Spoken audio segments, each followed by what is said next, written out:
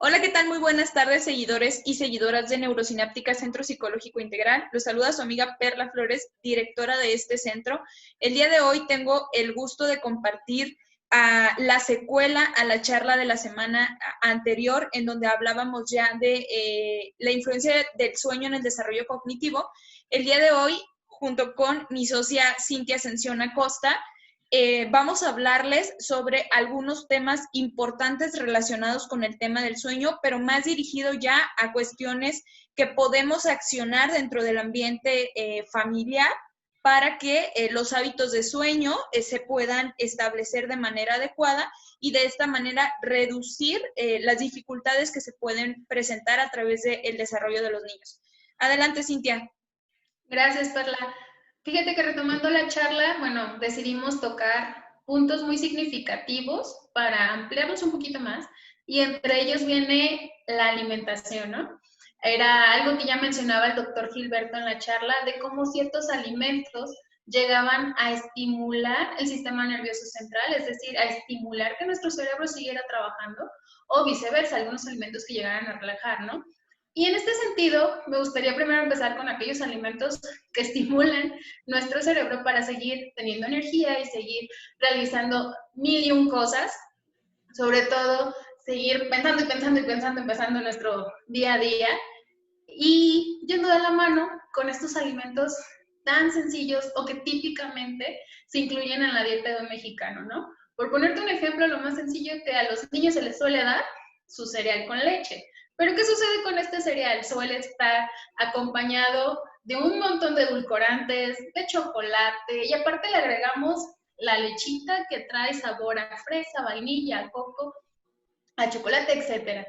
Estos son alimentos que estimulan el sistema nervioso central. Son alimentos que no van a permitir que el niño logre conciliar el sueño a una hora adecuada.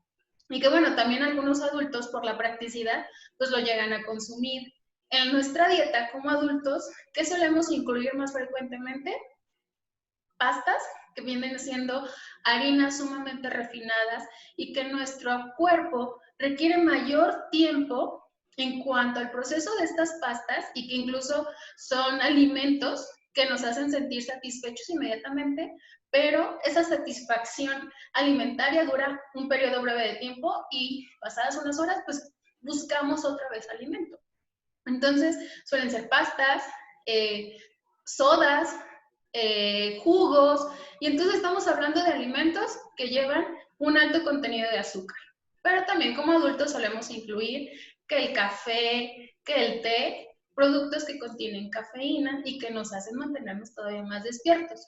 Y aquí voy a tocar también un punto que puede ser como un mito porque se recomienda mucho pues tomar té relajantes, ¿no? Entonces voy a la cocina, me preparo mi té de cierta plantita, pero aún así no logro conciliar el sueño. ¿Qué sucede? Que siguen siendo tés que están procesados, que vienen en sobrecito y que contienen cafeína. Lamentablemente no tenemos la costumbre, pues, de hacerlo directamente de las plantitas, ¿no?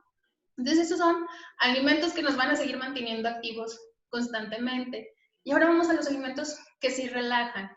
Me gustaría retomar un punto que es muy común de los papás, de las mamás, de los abuelitos, sobre todo cuando están muy bebés, que les dicen a los bebés, a los papás, perdón, a los papás y a las mamás, pues dale un baño de agua con lechuga.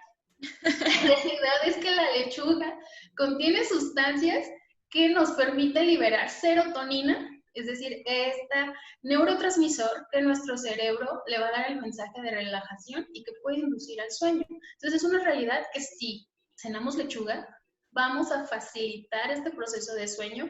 Digo, ya dejando un poquito de lado la parte nutricional, que ese será otro tema más adelante, pero este es un alimento que nos ayuda totalmente a relajarnos, ¿no?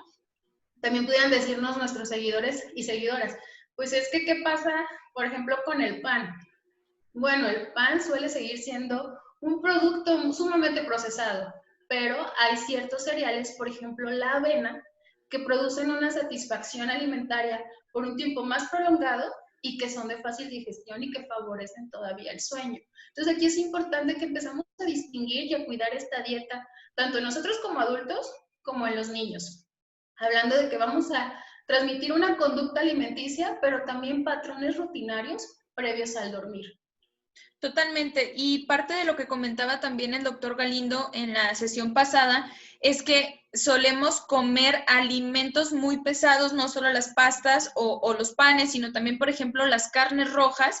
Y entonces ya ustedes tuvieron la oportunidad de revisarlo en la sesión pasada. Si no tuvieron la oportunidad, les recomiendo que vayan al enlace y lo revisen, pero él hablaba de las dificultades que se presentan al dormir por el hecho de nuestro cuerpo necesita respirar más para oxigenar, entonces esto nos mantiene con un nivel de alerta más determinante, más constante, entonces esto no permite inducir el sueño de manera adecuada. Ojo, una cosa, como ya lo habíamos mencionado también en la charla pasada, una cosa es dormir y la otra es descansar o dormir adecuadamente, ¿no? Son dos situaciones muy diferentes. Entonces, ¿qué sucede cuando no cenamos adecuadamente, no? En la noche estamos de, ay, hay que tomarnos una pastilla para que nos ayude a la digestión porque me siento sumamente pesado y si estoy acostado siento que me ahogo. Esto tiene totalmente que ver con nuestro sistema digestivo, que a su vez sabemos que nuestro sistema digestivo está directamente conectado con la parte neurológica y entonces, bueno, se lleva un proceso de alimentación para poder descansar. Por eso es que no se recomienda, por ejemplo, tampoco comer carnes rojas en la noche. El mexicano, por costumbre, por tradición y por cultura, ¿no? Decimos, pues vámonos a los taquitos de tripa, o vámonos a los taquitos al pastor, o vámonos a los taquitos de lo que sea, ¿no? Entonces, a los dorados. Exacto. ¿Qué estamos? Las gorditas, los tamales. ¿Qué estamos cenando? Harinas refinadas, grasas, carnes rojas. Le estamos dando una bomba a nuestro cuerpo. Ojo, no estamos diciendo que nunca se cene eso. No estamos diciendo que está prohibido comerlo. Sí se puede comer, pero de vez en cuando, no como un hábito alimenticio diario.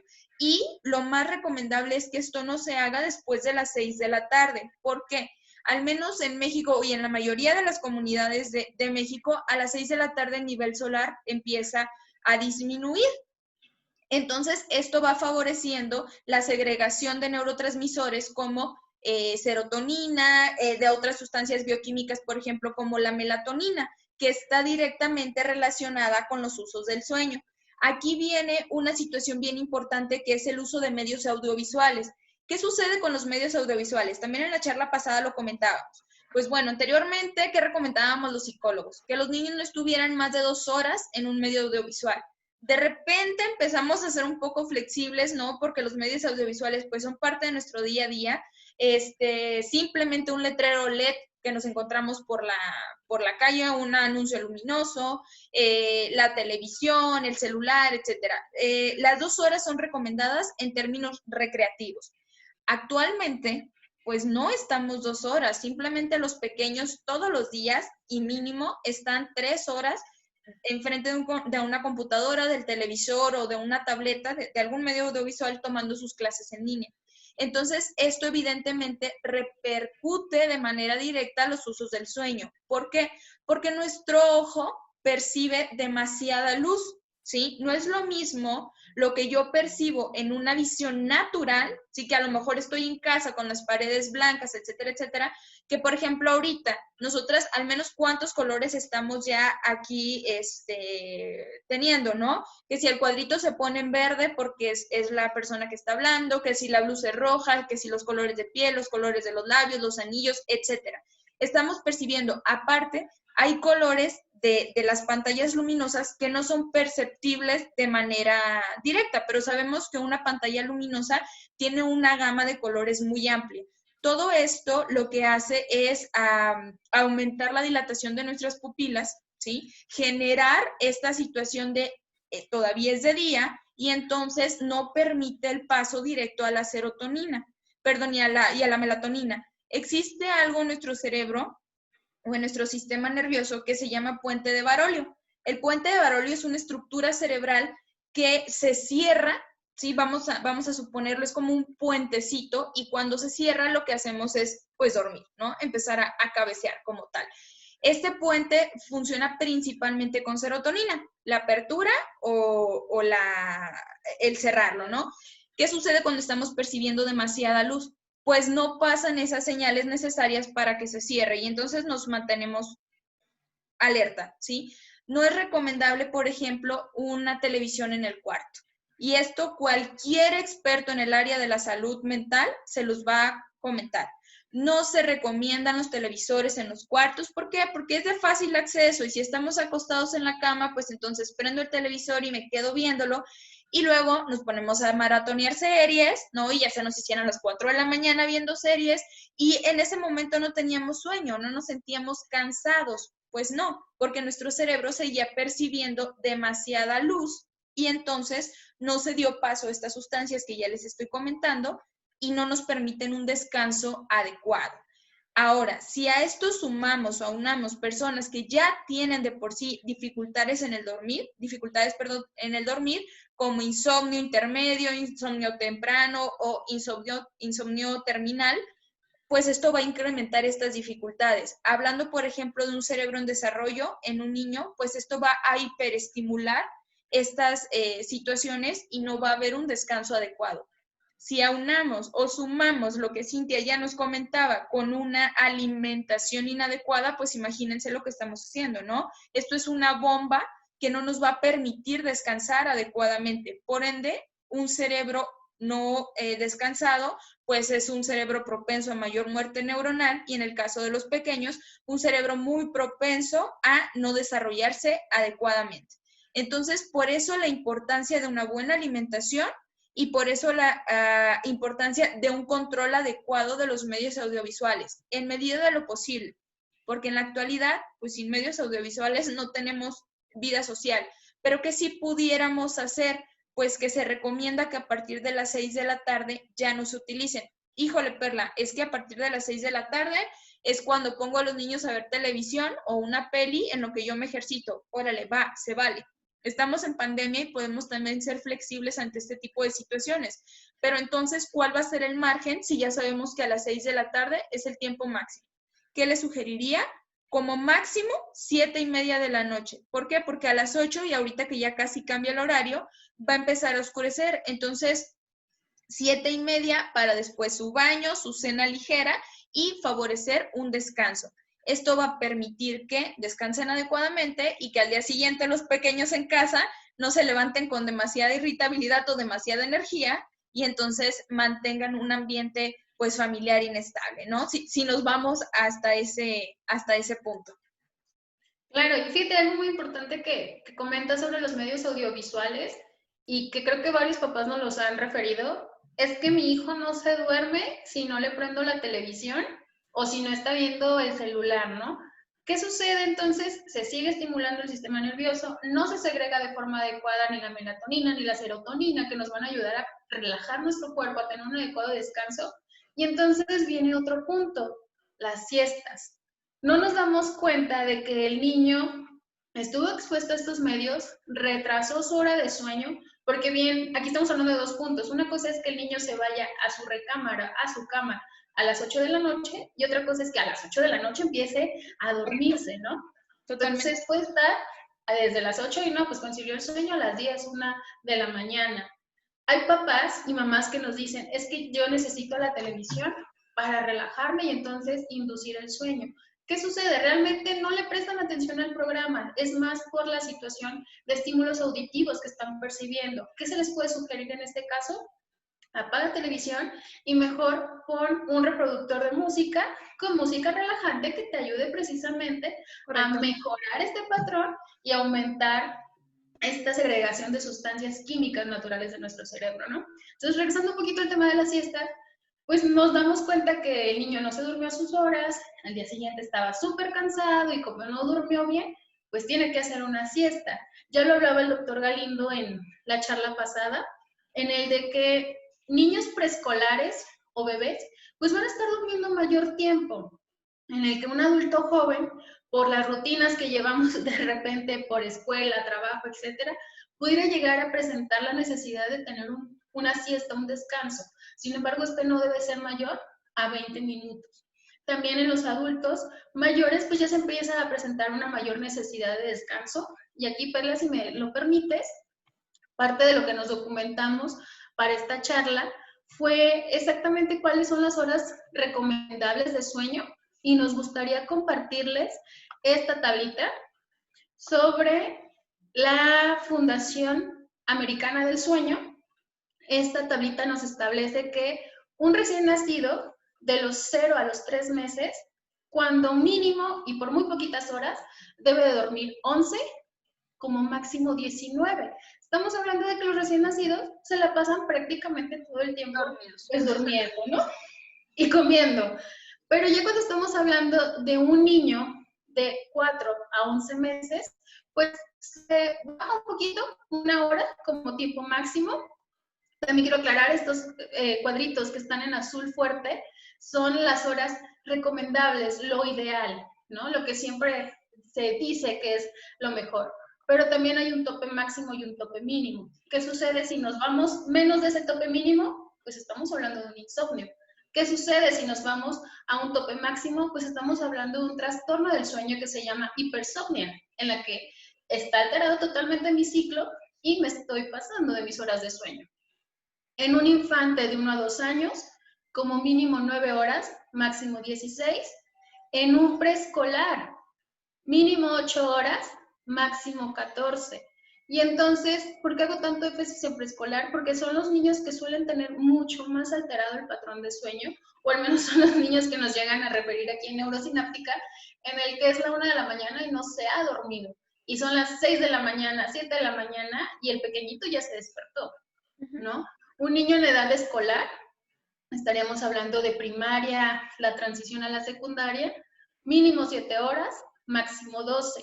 Y después vamos con los adolescentes, mínimo 7, máximo 11. Y aquí también quiero recalcar algo que tocaba el doctor Galindo en la charla, de que los adolescentes pasan por tantos cambios precisamente hormonales que llegan a tener la necesidad de dormir más horas, unas siestas un poquito más prolongadas.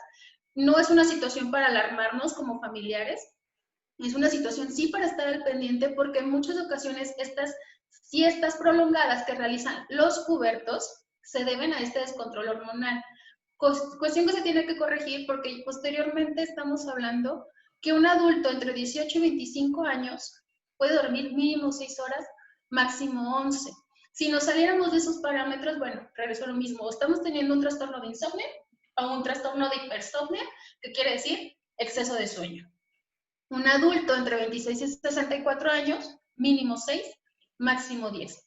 Y los adultos mayores, mínimo 5, máximo 9. Los adultos mayores también suelen presentar bastante alteración en sus patrones de sueño por las estructuras cerebrales en muchos de nuestros ancianitos se van modificando. Entonces esto también tiene que ver en cuanto al desarrollo que vaya teniendo el cerebro, pues vamos de la mano nuevamente adecuado por una buena alimentación, ¿no? Correcto. Algo para complementar, Cintia, en la semana también platicaba con una psiquiatra muy reconocida aquí en Jalisco, la doctora Blanca Padilla, y platicábamos sobre este tema, ¿no? De las siestas, por ejemplo, y ella mencionaba en específico en el trastorno de insomnio. Y refería, a veces los adolescentes o los adultos jóvenes por situaciones de trabajo, pues a mediodía tienen oportunidad de recuperar un poco del sueño, ¿no? Y pueden dormir 1 hora y 20, y esto para en la noche no merma su nivel de descanso. Si, por ejemplo, esto no merma el nivel de descanso por la noche, pues podemos permitirnos dormir 1 hora o 1 hora y 20. Hablando de un sueño normativo, ¿cuándo no se recomienda? Pues precisamente cuando existen dificultades en el sueño, cuando existen dificultades en el dormir. ¿Por qué? Porque el cansancio que tenemos acumulado, por de alguna manera mencionarlo, lo gastamos, ¿no? Al momento de dormir y descansar por la tarde. Y entonces, ¿qué sucede? Por la noche nuevamente nos sentimos frescos o nos sentimos descansados y nos toca presentar dificultades nuevamente para conciliar el sueño. En estos casos, ¿qué es recomendable? Pues resulta que hoy me desvelé por trabajo, por una fiesta, lo que sea, y me siento muy cansado. Con cronómetro en mano, ¿sí? Temporizador o alarmita, 20 minutos máximo de sueño. ¿Para qué? Para poder recuperar y no gastar el cansancio que ya tenemos para en la noche poder dormir y tener un sueño adecuado.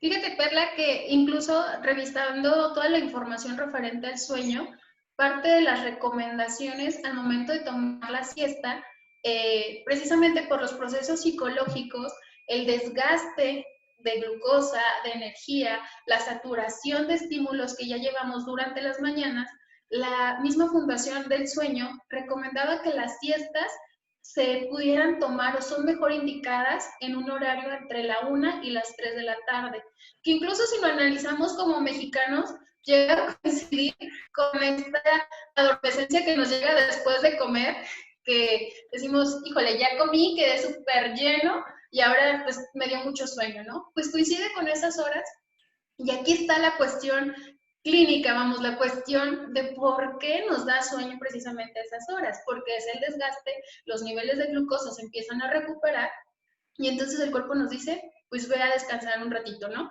Pero las siestas, si se van a tomar, lo recomendable es entre 1 y 3 de la tarde. Posteriormente, a las 3 de la tarde, ya pudiera llegar a suceder este fenómeno que tú mencionabas, en el que pues ya me gasté ese cansancio, ya hice una siesta, me dormí, por decirlo así, a las 6, me dormí hora y media, me estoy despertando prácticamente a las 8, pues no me pidas que a las 10 ya me meta a dormir nuevamente, ¿no? Entonces, esta tablita se las vamos a dejar también en nuestras redes para que la puedan consultar posteriormente y estén al pendiente, pues, de este punto. Correcto. Algo que también me parece muy importante referir, Cintia, porque hasta el momento hemos hablado en su totalidad de trastornos del sueño como tal, pero no hemos hablado de la correlación que existe entre un trastorno de sueño y un trastorno depresivo, ¿sí? Es bien importante mencionar esto porque también tiene que ver con los hábitos alimenticios y demás, que hay una alteración, ya sea hiperalimentación o disminución del apetito, y va muy relacionado con los trastornos de depresión. Entonces, no siempre se deben a un trastorno del sueño puro, sino más bien por estar acompañados de un trastorno depresivo. ¿Qué vamos a encontrar en esto? También se puede encontrar hipersomnia o se puede encontrar insomnio, ¿ok? El trastorno del sueño, los trastornos depresivos, lo que evaluamos es que haya una alteración en el sueño. No siempre se presentan de manera pura o no siempre que hay un trastorno de sueño significa que estamos deprimidos o que esa persona presenta depresión, para que tampoco se asusten. Se puede deber a múltiples factores, inclusive se puede deber hasta vivo en México y me fui a España, ¿no? Se me fue totalmente el nombre de este fenómeno, del cambio del uso del sueño, y también se puede presentar. ¿Perdón? El jet lag, de cuando Correcto. cambias a otro país y cambia totalmente el uso del reloj biológico, y entonces se puede presentar.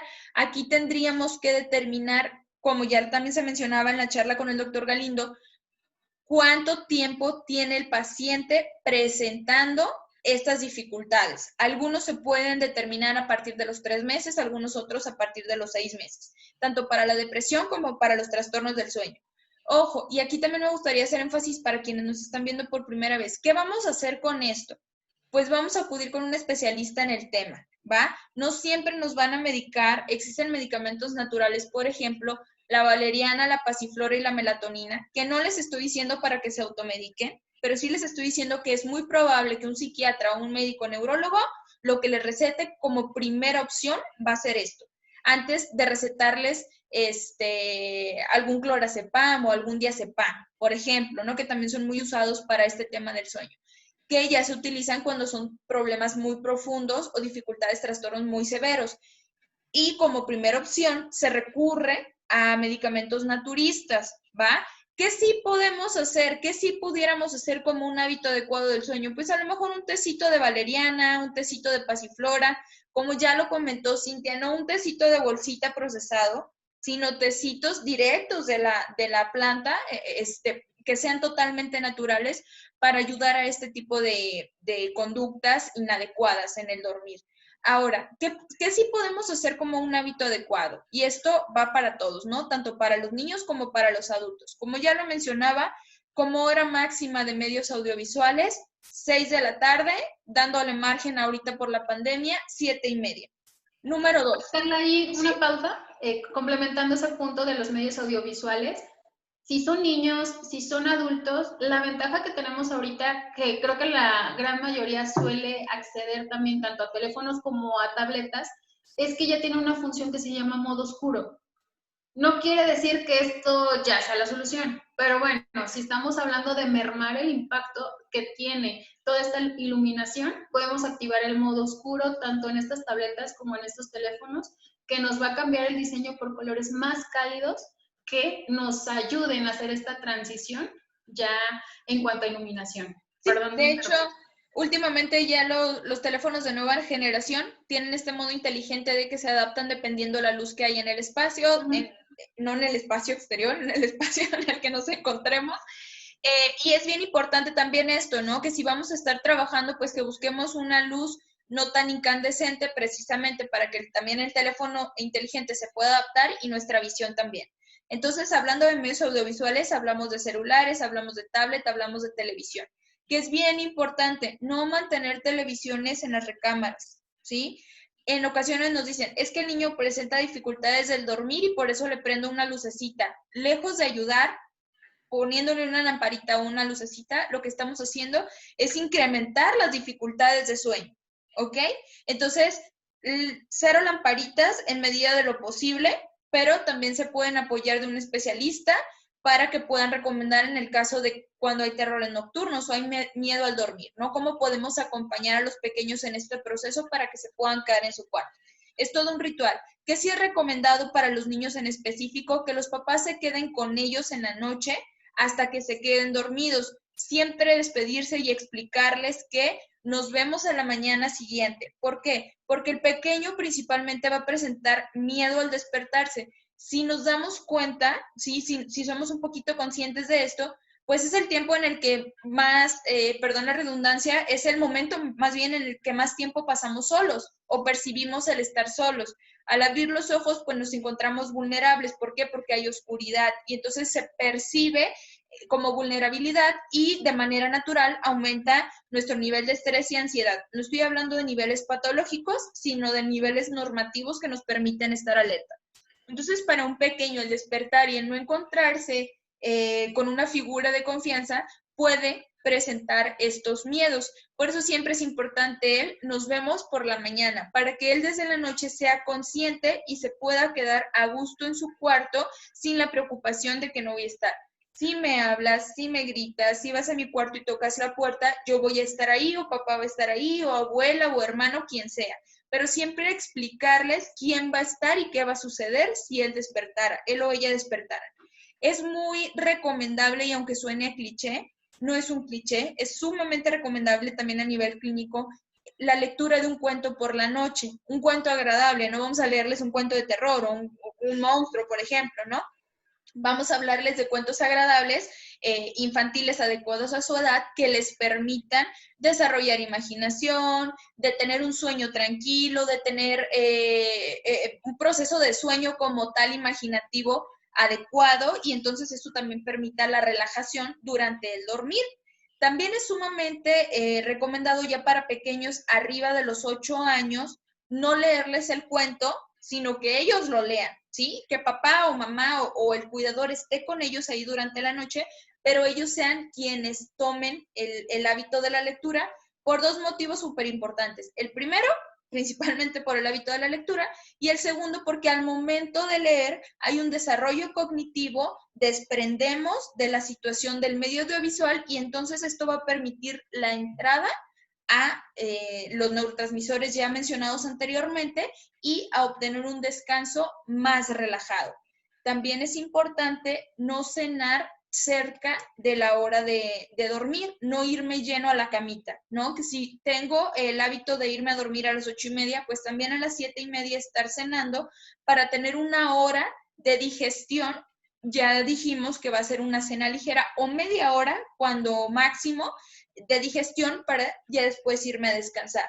Se recomienda un baño, sobre todo en los niños, por las noches para obtener este nivel. Ropa cómoda. Actualmente encontramos que están como que de moda las esencias y ya saben, ¿no? Los aromatizantes y todo eso, que son muy favorecedores para el descanso, ¿no? Un olorcito a lavanda, por ejemplo, a los que les gusta el incienso, algo que relaje también es muy recomendable. Como ya lo mencionaba Cintia, bueno, si necesito estar con algún sonido, pues entonces vamos a obtener musicoterapia, que no necesitamos ni siquiera pagar para ello, ¿no? Lo podemos encontrar en YouTube, lo podemos encontrar en Spotify, hay muchos lugares en donde podemos obtener este tipo de recurso, ponerlo a a un nivel bajo también para que me permita el estado de relajación. Entonces, esto es algo de lo que nos puede ayudar como herramientas prácticas a abrir paso a hábitos de sueño adecuados. Y esto, como les comentaba, se puede usar tanto en los niños como en los adolescentes, en los adultos y en los jóvenes y en los adultos mayores, ¿no? Es algo que podemos usar de manera, ya hacerlo como un hábito como tal para permitir esta relajación. Perfecto, Perla. Creo que con eso cerraríamos el tema del día de hoy. Digo, si surgiera alguna cuestión, alguna duda, incluso pudiera llegar a suceder el de ya identifiqué que presento esto, o porque también se vale y siempre lo hemos dicho, pues las personas somos sumamente diferentes y lo que me funciona a mí no necesariamente le funciona al otro, pero si tengo la necesidad, pues bueno, están las redes de neurosináptica abiertas, nuestros números de contacto y por correo electrónico también, para poder asesorarlos y, bueno, hacer un plan individualizado. Perfecto. Pues muchísimas gracias, Cintia, por esta charla. Muchísimas gracias a nuestros seguidores y seguidoras. Esperamos que sea de su agrado. Como ya lo mencionó Cintia, se pueden contactar con nosotros, ya saben, tienen libertad de hacerlo y les vamos a responder sus dudas. Si hay algún tema en específico del que les gustaría que platicáramos o algún tema del que ya escucharon y les gustaría que profundizáramos, están sumamente invitados a recomendarnos algo y nosotras estaremos ahí posteriormente hablándoles del tema que nos sugirieron. Muchísimas gracias a todos y que tengan una excelente noche. Hasta luego.